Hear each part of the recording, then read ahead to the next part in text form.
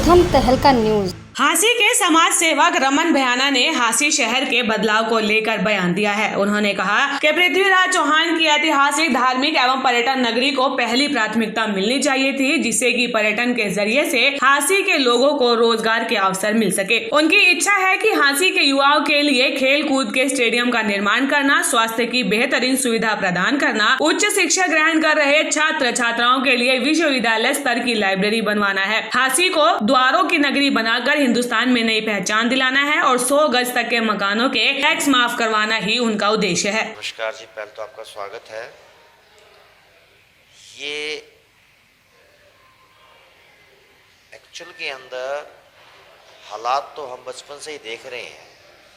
जितने member of parliament का चुनाव हो, से कोई भी राजनेता आया वोट मांगने, हम छोटे हुआ करते थे तो हम सुना करते थे, अगर आप हमें वोट दोगे आपकी सड़क की व्यवस्था ठीक कर देंगे, अगर आप हमें वोट दोगे आपकी सीवर की व्यवस्था ठीक कर देंगे, अगर आप हमें वोट दोगे तो आपको बिजली पानी की व्यवस्था ठीक कर देंगे। ये 4 समस्याएं 75 वर्ष हो गए हमारे देश को आज़ाद हुए और ये 4 समस्या आज भी ज्यों की त्यों हैं। ये हम भली भांति परिचित हैं। मैं हांसी की अलग विशेष बात नहीं कर रहा, मैं पूरे हरियाणा की, प्रांत की और देश की बात कर रहा हूँ मैं। और जहाँ तक मैं हांसी की माँ की इसलिए बात करना चाहता हूँ कि हांसी हमारी कभी राजधानी हुआ करती थी, कभी जिला हुआ करता था, एक इतिहास था। पृथ्वीराज चौहान की धार्मिक व पर्यटक नगरी बनाना हमारे लिए एक लक्ष्य है, जो हमने विज़न लेके आए हांसी के लिए। और जो आज दयनीय हालत है, आज हम हांसी को हम नहीं चाहते, हमारी हांसी यहाँ तक ही सीमित रहे, हम हांसी माँ कैसे बढ़े, हम उस विजन के साथ आए हैं। मैं एक पहले बात शुरुआत पे जाना चाहूँगा कि ये विज़न कहाँ से आया।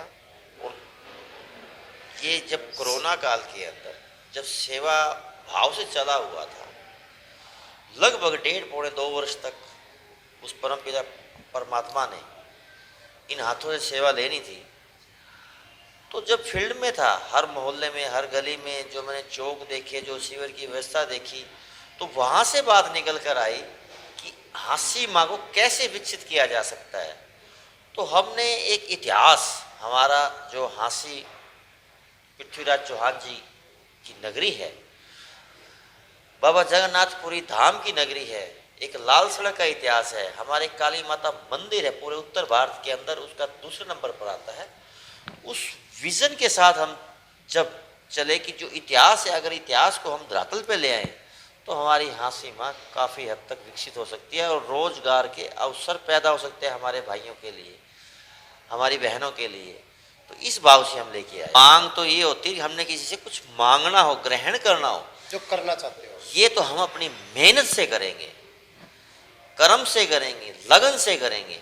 और जो सपना लिया है हांसी माँ के लिए, उसे हांसी की जनता 100% मुझे उम्मीद ही नहीं, पूरा विश्वास है, आज मुझे दिखती है कि आज हांसी माँ हमारी पृथ्वीराज चौहान की धार्मिक व पर्यटक नगरी बनने जा रही। महिलाओं के लिए विशेष तौर पे पहला नंबर तो जो हमारे हांसी की मार्केट है, जो सटी हुई है, पूरे शहर के अंदर है, और आज तक किसी ने भी संज्ञान नहीं लिया, किसी आज से पहले पूर्व विधायक ने, किसी पूर्व मंत्री ने, किसी पूर्व चेयरमैन ने।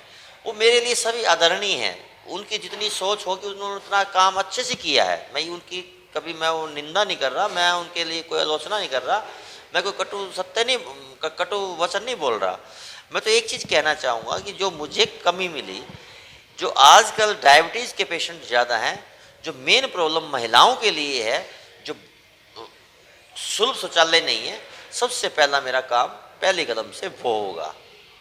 युवाओं के लिए हम स्टेडियम का लेके आए हैं, और युवाओं के लिए अगर हमारी पर्यटक नगरी बनती है तो रोज़गार अवसर पैदा होगा। और एक चीज़ मैं अलग कहना चाहूँगा, जो मेरी लाइन से है, मैं मेडिकल लाइन से बिलोंग करता हूँ, मेरा प्रोफेशन ये है। अगर मैंने मेरी लाइन के अकॉर्डिंग मैंने अगर इसको मेडिकल हब नहीं बनाया हांसी माँ को, तो मेरा कोई जीवन व्यर्थ है। मैं व्यक्ति विशेष से डोर टू डोर जा रहा हूँ, मिल रहा हूँ, और मुझे अपार समर्थन मिल रहा है, प्रेम मिल रहा है, प्यार मिल रहा है।